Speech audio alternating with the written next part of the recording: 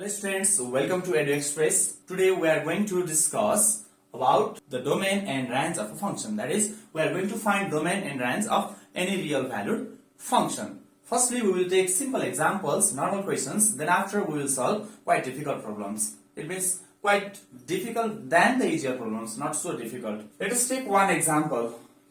We are asked to find domain and range for every questions. Okay, we are taking some examples. In all the questions, we are asked to find domain and range of the function. Let us take fx is equals to 3x plus 5. Just by using our common mathematical concept, we can easily say that the value of fx, that is, it is also called y, the value of fx is defined for any value of x. x को कुनै पनि value को लागि यो fx undefined हुन्छ त्यस्तो चाहिँ भन्न नसकिने गरेको नम्बर आउँछ भन्ने हुँदैन for any value of x in the real numbers है so fx is defined for all x belongs to r that is x को भ्यालु जुनसुकै रियल भए पनि इट इज डिफाइन्ड सो हामी के भन्न सक्छौं त x belongs to R. That is domain भनेको के छ त R. So we can say D equals to R. Domain भनेको के रहेछ त सबै रियल नम्बर हो. Again, to find the range, what we have to do is just suppose the given function by y, or we can directly write it and convert this expression as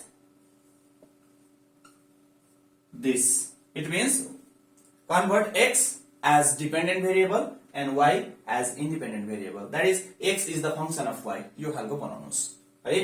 अब यहाँनेर एकछिन हेर्नुस्. यहाँ y को value कति राख्दाखेरि चाहिँ यो अनडिफाइन्ड हुन्छ चेक गर्नुस्. y को भ्यालु कति राख्दाखेरि यो x चाहिँ प्रोपर आउँदैन. भन्नाले y त सेकेन्ड सेटमा आउँछ.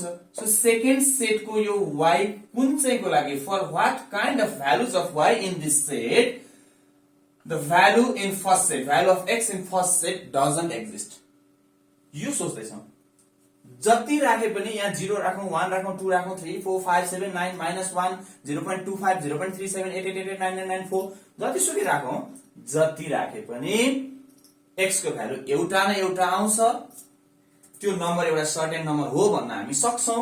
It exist. That's why we can say for all, that is for all y belongs to r, there exists x belongs to r.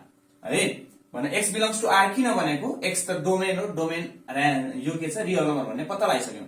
So y पनि कुनै पनि रियल नम्बर जुनसुकै नम्बर भए पनि x बिलोङ गर्छ.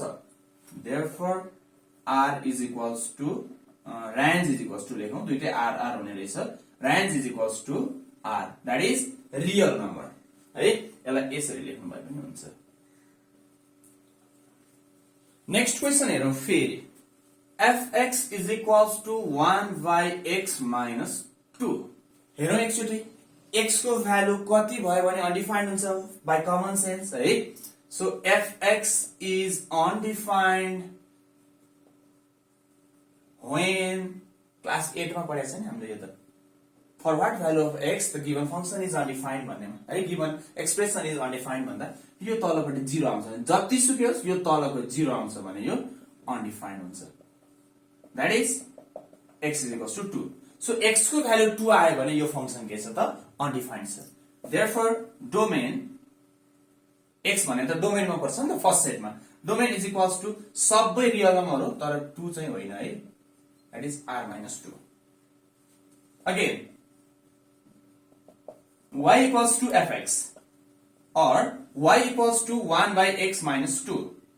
That is cross multiply. x minus 2 is equals to 1 upon y. Or we can say x is equals to 1 upon y plus 2. यतिकै छोडे नि हुन्छ. Or x is equals to 1 plus 2y upon y. हेर्नुस् त y को value कति भयो भने यो x लाई प्रोपरली डिफाइन्ड छैन भन्न मिल्छ. यदि y को भ्यालु 0 आयो भने 1 plus 2 into 0 0 upon 0 1 by 0 undefined. So if y equals to 0, x becomes undefined. x चाहिँ के हुन्छ undefined हुन्छ. Therefore y को भ्यालु चाहिँ 0 हुनु हुँदैन है, y त range हो. So range equals to real number minus 0 चाहिँ हुन पाउँदैन रहेछ. In this way we find the domain and range of a function. Next example, y is equals to let's take fx is equals to minus x square plus 4x plus 3. अब square function चाहिँ x दुईटा छ है. So look at here. For any value of x belongs to R, x को value जतिसुकै राखौं, plus आओस् कि माइनस आओस् कि जेसुकै आओस् है, fx takes a definite value. fx को भ्यालु एउटा डिफाइनाइट हुन्छ. त्यसैले domain d equals to real number. कुरो खत्तम डोमेन को लागि. अगेन रेंज को लागि अलिकति चेन्ज हुँदै गयो है. अब again y equals to fx भनौं, or y equals to fx means minus x square plus 4x plus 3, or y equals to x square मा माइनस आएछ, ठिकै छ आओस् हैन, minus x square minus 4x, x ले त छोड्नु भएन त, x भएकोलाई एउटै ग्रुप बनाउन खोज्दै छौं ल, plus 3 यतिकै राखौं है त. और y equals to minus a square minus 2a, अब कति हाल्नु पर्छ 4 बनाउन, 2 सरी a त यहाँ कति छ x छ है, 2a कति हाल्यो भने 4 हुन्छ b, a square minus 2ab, now we need b square, so b should be 2, so b square plus 3, 2 square means 4, हामीले यो यतिकै एक्स्ट्रा थपेको छ, एडिसनल पार्ट हो यो 2 square. So to complete this or to manage this है, यो मास्तिर र तलतिर सेम इक्वल बनाउनलाई के गर्नु पर्यो त, एक्सप्रेसनमा चेन्ज नआओस् भनेर यो 2 स्क्वायर दैट इज 4, यहाँ जोडे पनि यहाँ अगाडि माइनस आएको छ, दैट इज घटाको, यहाँ हामी के गर्छौं प्लस 2 स्क्वायर गर्छौं. किन प्लस 2 स्क्वायर भयो याद गर्नु होला है. किन 2 स्क्वायर छ त भनेदेखि यहाँनेर प्रश्न छ, हामीले हेर्दाखेरि के देखिरहेछौं त भने 2 स्क्वायर यहाँ प्लस भयो भने ब्र्याकेट बाहिर माइनस छ, दैट इज माइनस 2 स्क्वायर गरेछौं भने हामीले यहाँ ब्यालेन्स गर्नलाई प्लस 2 स्क्वायर एक्स्ट्रा हाल्नु पर्छ. और y is equals to minus x minus 2 whole square plus 2 square plus 3, that is 4 plus 3 7, or we can say y equals to 7 minus x minus 2 whole square. We are going to find range, that's why we are converting it into the form of x equals to something. So x minus 2 whole square equals to, we can write 7 minus y, 7 minus y, or x minus 2 equals to root under 7 minus y, or we can write x is equals to root under 7 minus y plus 2. अब एकपटक हेरौं, real valued function हो हामीले पढिरहेको, र यो real valued फंक्सनमा domain पनि real नै छ भने यो x को भ्यालु रियल आउनलाई त के हुनु पर्छ, यो रुट भित्रको टर्म त कुनै पनि हालतमा के हुनु हुँदैन त, नेगेटिभ आउनु हुँदैन. यो रुट भित्रको टर्म नेगेटिभ आउने चान्स नै रहनु हुँदैन. So x belongs to r त हामीलाई थाहा छ नि त, डोमेन त रियलमा पर्छ नि त. इफ कतिखेर मात्र त भने 7 माइनस y चाहिँ के हुनुपर्छ, 0 भन्दा ठूलो हुनुपर्छ, किनकि यो नेगेटिभ आयो भने त पोसिबल छैन, नेगेटिभ आयो भने रुट बाहिर निस्किँदा इमेजिनरी हुन्छ. सो ग्रेटर देन 0 भए पनि हुन्छ, सो r इक्वल्स टु 0. और वी क्यान से के भन्न सक्यौं त हामीले, 7 is greater than or equals to y, y उता गयो भने के हुन्छ त, 7 is greater than or equals to y, 7 चाहिँ के हुनु पर्यो त, y भन्दा ठूलो हुनु पर्यो. यसको मतलब y चाहिँ 7 भन्दा सानो हुनु पर्यो. अनि सानोमा चाहिँ कतिसम्म, बाउन्ड्री नै छैन, जतिसम्म पनि है, किनकि 7 भन्दा चाहिँ सानो हुनु पर्यो. Therefore range equals to, range के हुने भयो त भन्दा y चाहिँ 7 भन्दा सानो है, इक्वल पनि हुन पाउँछ है। सो सेट नोटेसनमा 7 सँग इक्वल पनि हुन पाउँछ भनेर बिग ब्राकेट छ। अनि यता चाहिँ माइनस इन्फाइनाइट नेगेटिभ सानो भनेको त 7 भन्दा सानो भएपछि त 6 5 4 3 2 1 हैन। सुना 0 माइनस माइनस गर्दै कहाँसम्म पुग्छ माइनस इन्फाइनाइटमै पुगोस्। इन्फाइनाइटमा हामी क्लोज इन्टरभल हाल्दैनौं। सो ओपन इन्टरभल छ माइनस इन्फाइनाइट टु 7 भनेर यसरी रेन्ज पत्ता लाग्यो। एउटा क्वेशन छ है 4 नम्बरमा। अर्को क्वेशन लेखेँ मैले fx is equals to x by x determinant. यसले चाहिँ अलिकति छुट्टै कन्सेप्ट पनि हाल्नुपर्छ। सो यसमा कन्फ्युजन हुन्छ भनेर मैले यो लिदिएँ है त। सो यहाँ के देख्छौं भनेदेखि x को भ्यालु जतिसुकै आए पनि यो डिफाइन हुन्छ, तर 0 आयो भने 0 डिटर्मिनेन्ट दैट इज 0 आउँछ। 0 आयो भने 0 by 0 अनडिटर्मिनेट फर्म है, इनडिटर्मिनेट फर्म। सो यो डिफाइन गर्न सक्दैनौ। That's why fx takes definite value if x is not equals to 0. So domain x भनेको डोमेन हो नि त हैन। Domain equals to real number जोसुकै होस् तर 0 चाहिँ हुन पाउँदैन। 0 चाहिँ हुन पाउँदैन है। So r - 0 is the domain. Again अब कुरो अलि गम्भीर छ यहाँनेर। मोडुलस आएपछि हामीले अब यो फंक्सन नै दुई किसिमले डिफाइन गर्नुपर्ने हुन्छ। यदि x को भ्यालु 0 भन्दा सानो छ दैट इज x नेगेटिभ छ भने यहाँ है, if x is less than 0, x चाहिँ 0 भन्दा सानो छ भने इक्वल टु 0 त पोसिबलै छैन अब हैन। सो x चाहिँ 0 भन्दा सानो छ भने fx को भ्यालु के हुन्छ त भनेदेखि x अपन मोडुलस x भनेको के हो त? यदि 0 भन्दा सानो नम्बर छ -3 छ भने यो त 3 हुन्छ। कसरी 3 भयो? यो -3 लाई बाहिरबाट माइनसले मल्टिप्लाई गरेर। सो यहाँ -3 छ भने त्यो -3 भनेको चाहिँ x हो भने अब बाहिरबाट माइनसले एब्सोल्युट भ्यालुमा पढाएको छ हामीले। सो यहाँ के देख्यो त -1 आयो। सो fx को भ्यालु भनेको त रेन्ज हो, दैट इज y हो यो भनेको त। फेरि इफ x ग्रेटर देन 0 छ भने चाहिँ के हुन्छ त? fx को भ्यालु 0 भन्दा ठूलो छ भने त यहाँ 3 छ भने डिटर्मिनेन्ट 3 आउँदा यहाँ जे छ त्यही हुन्छ नि हैन। सो डिटर्मिनेन्ट पनि x नै हुन्छ, दैट इज 1। अरु जेसुकै राखे पनि यो 1 र -1 भन्दा आउँदैन के। देयरफोर रेन्ज, किनकि यो 0 भन्दा सानो सबैको लागि हो, यो 0 भन्दा ठूलो सबैको लागि हो, 0 मा हुँदैन है। सो बाकी सबैको लागि यही नै भयो। सो रेन्ज इक्वल्स टु -1, 1 भनेर यसरी लेख्दिनु होला है। अब एउटा अलिकति लङ टाइपको क्वेशन हेरौँ। Okay, next 5 number. Find domain and range for fx is equals to x square minus 6x plus 6. So it is defined for any value of x. x को भ्यालु जति भए पनि यो रियल नम्बर आउँछ, किनकि divided by something छैन, root भित्र पनि छैन, केही पनि छैन। रुट भित्र भए इमेजिनरी होला भन्ने टेन्सन, डिवाइडमा भए अनडिफाइन्ड होला भन्ने टेन्सन, लिनियर यतिकै के छ त नर्मल एक्सप्रेसन छ। सो यो के भयो त नर्मल पोलिनोमियल फंक्सनमा जुनसुकै भ्यालुको लागि पनि यो डिफाइन्ड हुन्छ। So fx is defined for all values of x belongs to R. Therefore, domain D equals to R. Now, y equals to fx हामीलाई थाहा छ, or y equals to fx कति छ? x square minus 6x plus 6। अघिकै काम गरौँ, सजिलो छ। यहाँ त माइनस छैन, equals to x square minus 2a, 6 पुर्याउनलाई 3 चाहियो, 2 3 जा 6 plus now b square means 3 square minus 3 square to balance it plus 6। यसरी गर्नु भयो नि हुन्छ। अथवा 3 स्क्वायर भनेको 9 हो, 9 हो भनेपछि अब 6 हुनु पर्थ्यो, 9 3 धेर भएछ भनेर -3 डाइरेक्ट लेख्ने हुन्छ है।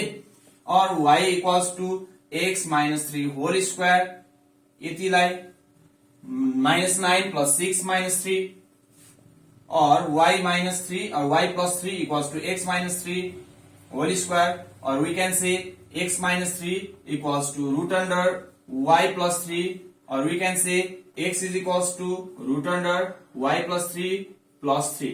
हामीले के भन्दै थियो भने x is equals to बनाउनु पर्छ for finding range। Range find गर्नलाई x is equals to x लाई चाहिँ dependent, y is independent variable बनाउने है। अब के गर्ने त भनेदेखि हियर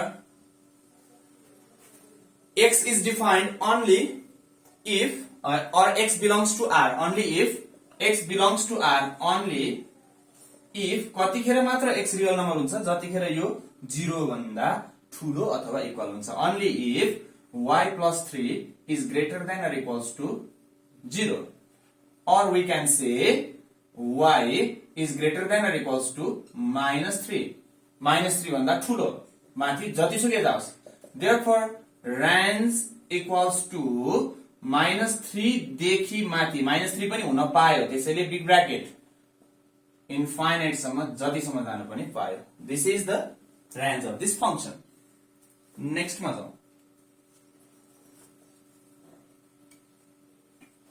लास्ट वन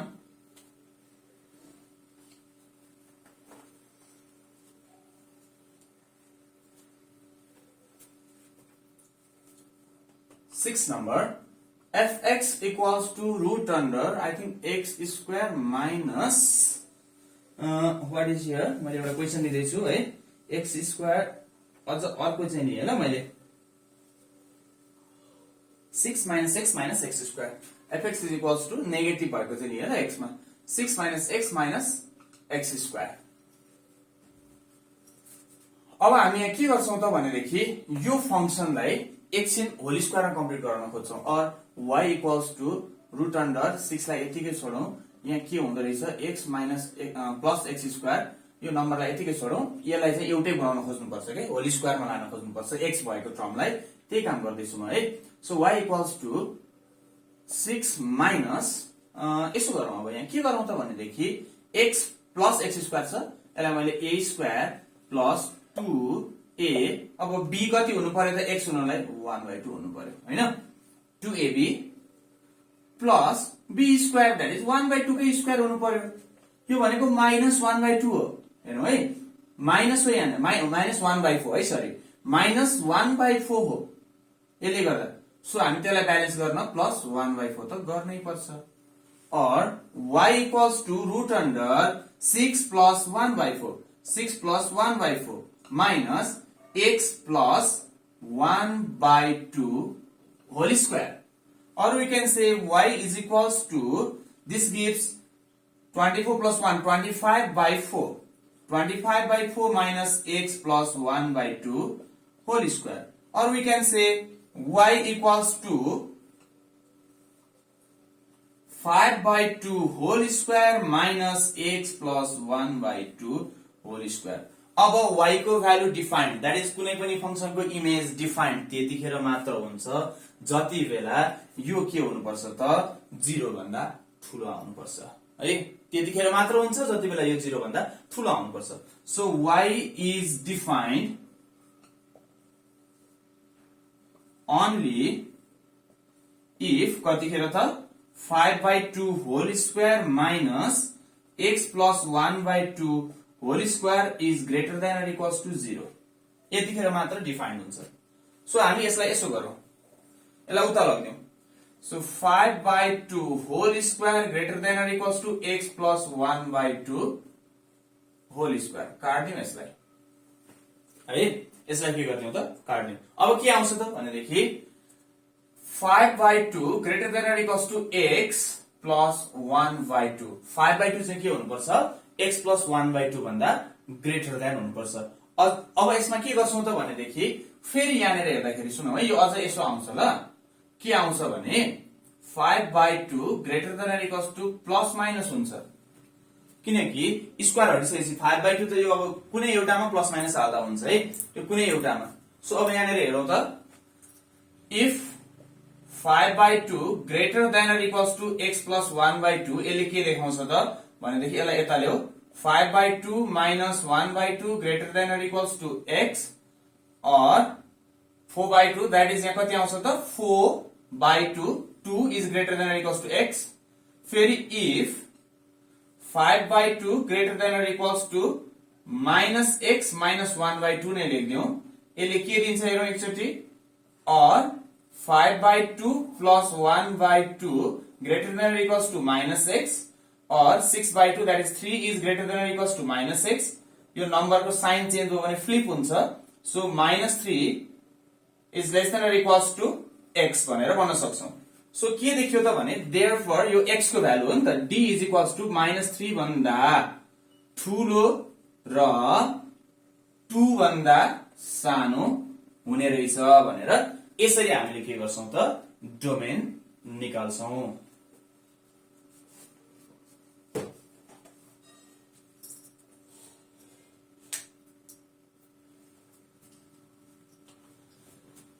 ओके, अब यसलाई सिम्पली हेर्दाखेरि यसरी गर्न पनि सकिन्छ। यतापटि -5/2 उतापटि 5/2 भनेर सिधै हाले पनि हुन्छ है। त्यसलाई त्यसरी पनि गर्न सकिन्छ। भन्नुको मतलब चाहिँ -5/2 भन्दा यो ठूलो 5/2 भन्दा चाहिँ यो सानो भनेर गर्न पनि सकिन्छ। डाइरेक्टली आउँछ, यसरी कम्बाइन गरेर गरे पनि हुन्छ। यो डोमेन आयो। अब फेरि रेन्जमा जाउँ है त। अगेन केमा जाउँ? रेन्जमा जाउँ। सो अब यहाँनिर फेरि हेरौं।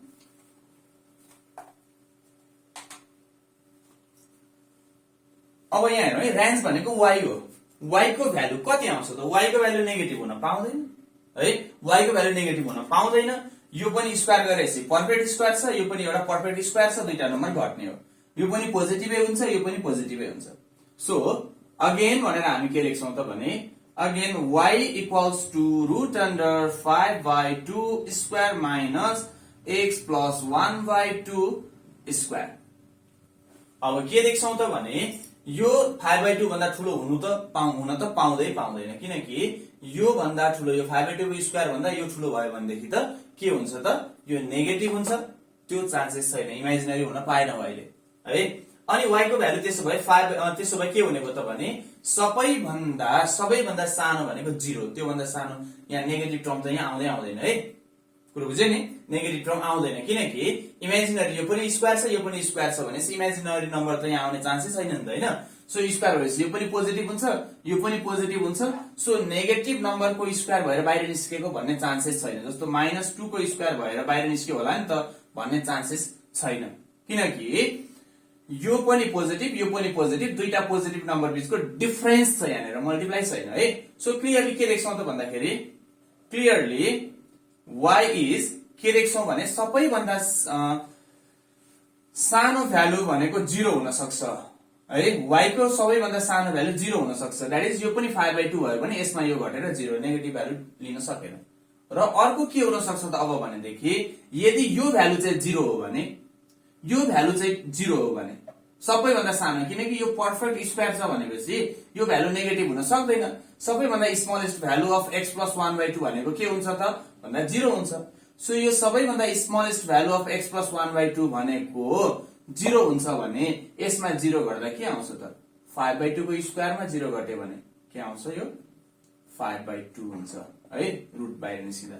सो यो के देख्यो त r is equals to 0 less than or equals to y less than or equals to 5/2। यसलाई यसरी पनि लेख्न सकिन्छ, 0 5/2 बोथ साइडमा बिग ब्र्याकेट दिएर लेख्न पनि सकिन्छ। सो तपाईले यसलाई डाइरेक्टली यसरी लेख्न पनि पाउनुहुन्छ, अथवा चाहिँ यो सबैभन्दा स्मलेस्ट भ्यालु यो भनेको के हुन्छ 0 हुन सक्छ। सो यदि यो 0 भयो भने y को भ्यालु यति आउँछ भनेर क्याल्कुलेट गरेर देखाएर, अनि फेरि यसको सबैभन्दा लार्जेस्ट भ्यालु 5/2 को होल स्क्वायर भन्दा हुन सक्दैन, र यो 5/2 को होल स्क्वायर भयो भने यो घट्दा 0 आउँछ भनेर भनिदिन पनि सकिन्छ है।